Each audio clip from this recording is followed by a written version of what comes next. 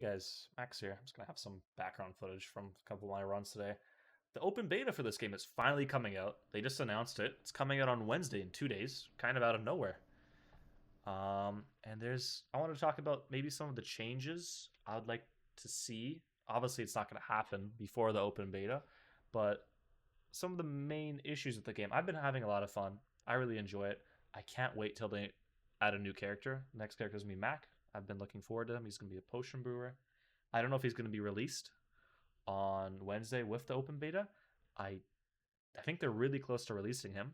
There's a lot of his items in the game, and I don't know how much they've been working on in the back of the game. They've been doing a lot of balance updates and small changes to the game. I don't know how much time that's been taking away from the developers, but I'm hopeful for the game. Now, this game has no matchmaking, and you know what I've noticed from playing other games with no matchmaking?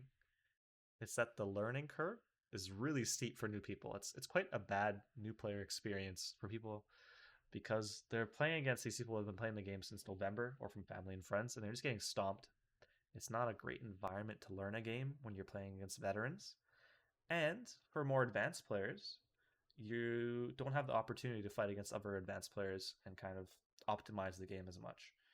Um, Currently, from what I know of the rank system, is that when you're in bronze and when you're in silver, when you're in gold, when you're in plat and diamond and master, whatever, no matter what rank you are, you're still going to fight the same pool of players. So once you learn how to rank up out of bronze, you're good to play. You just keep playing and you'll keep ranking up because you're still fighting the same people, which I think is, when you say it like that, it kind of sounds silly. Um, Even a game like you could say that every game, if they're just going to have a steep learning curve the longer it's been out because everyone's been playing it. But even something like StarCraft 2, which has been out for so long, I learned that game like a year ago.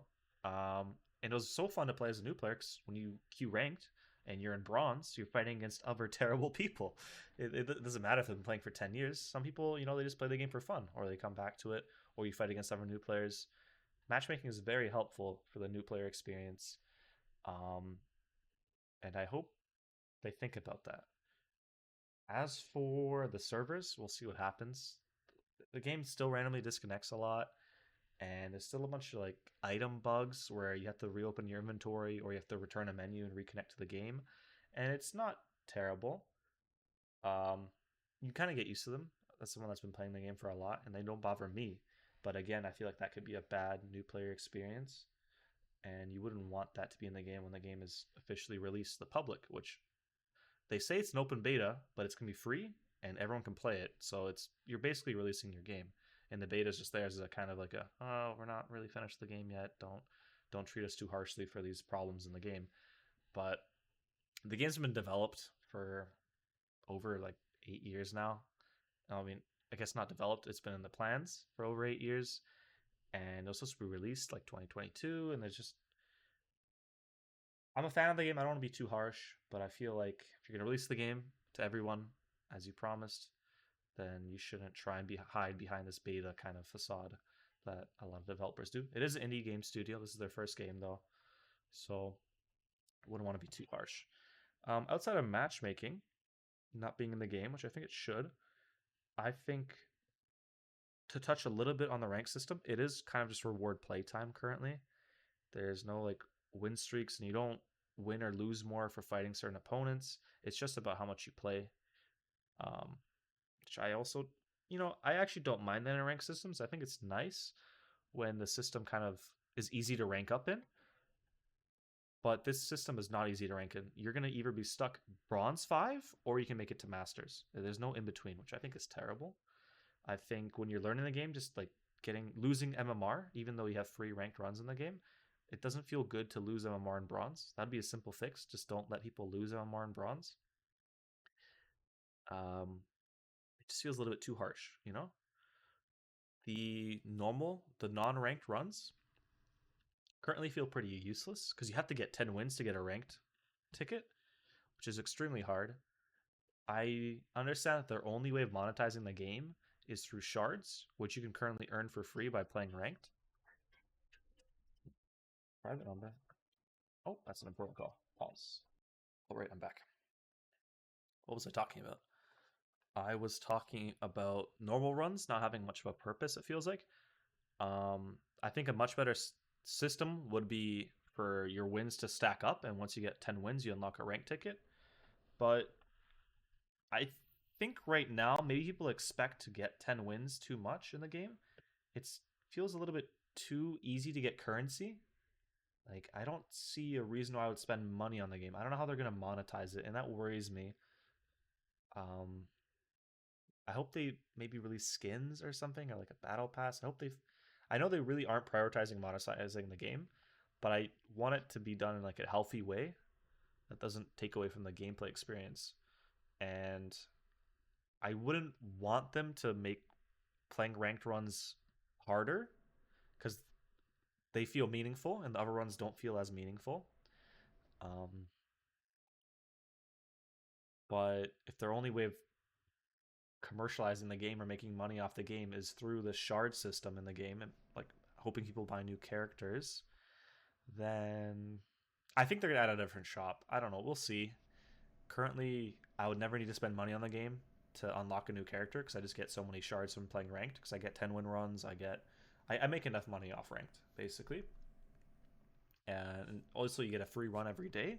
So even if you just get to 7 wins, you get one chest. I mean, that's you know, or 4 wins. I mean, even if you're not ranking up, you can still get chests and get items, which I think is pretty cool. So outside of ranked matchmaking and the regular game mode, which I think all need adjustments, let's talk a little bit about the balance of the game. I think this is what's going to change the most.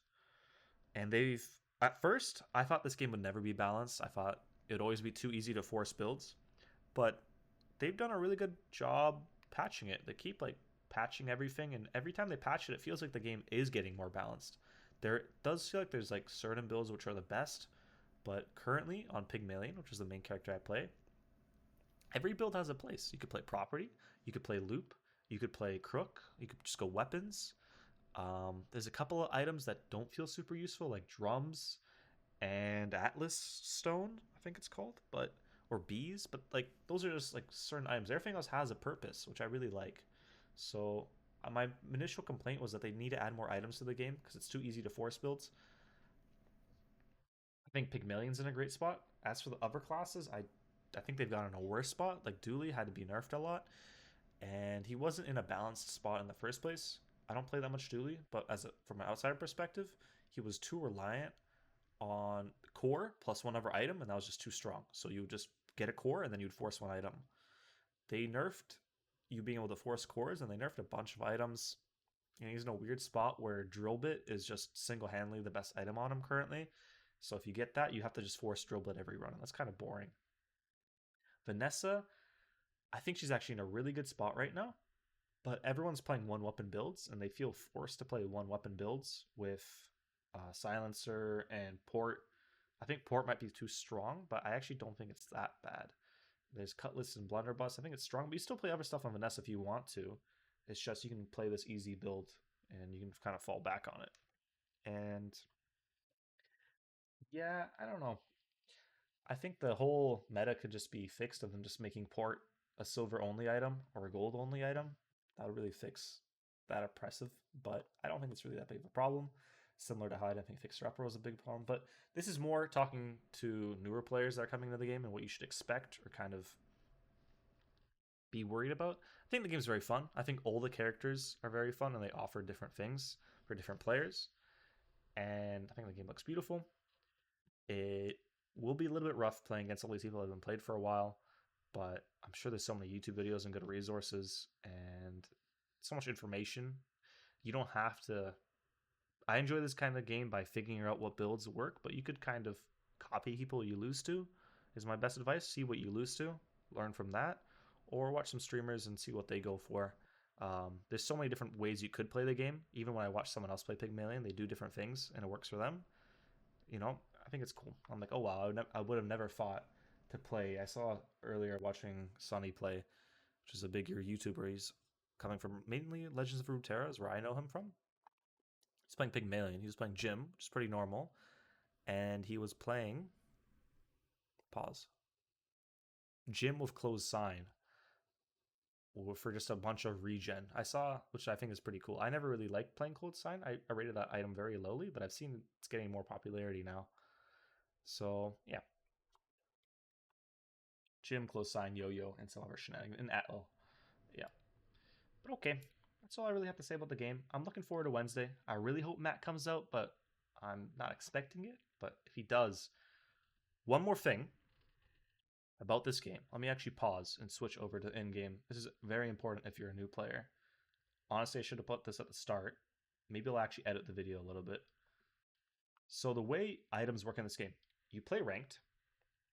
If you get 4 wins, you get 1 chest. You get 7 wins, you get 2 chests. If you get 10 wins, you get 3 chests. Okay?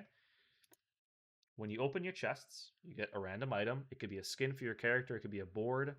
It could be an item. It could be some art that changes what an item looks like in game for you. These all change the art of the in-game item, so it's all nice. They all look very pretty. But the important thing is that in the future they want trading to happen in this game. They want people to trade items, and the main value in items is going to be the number. This number is when it was opened. Currently, I don't think they're going to reset this. So all the old vanilla items, it's going to be very hard to get a low number on them because they've already been opened. So you're not going to have a chance. Like this is 12, about 128,000. But when a new character comes out, he's going to come out of new items that can be opened in the chest. So if you want a chance to get some valuable items, do some studying before the game comes out. When Mac comes out, get ready to grind ranked and open those chests as soon as you get them to try and get those Mac items and get a low number on them. It's going to be pretty hard to do as a new player to get a lot of wins, but that's my advice for you.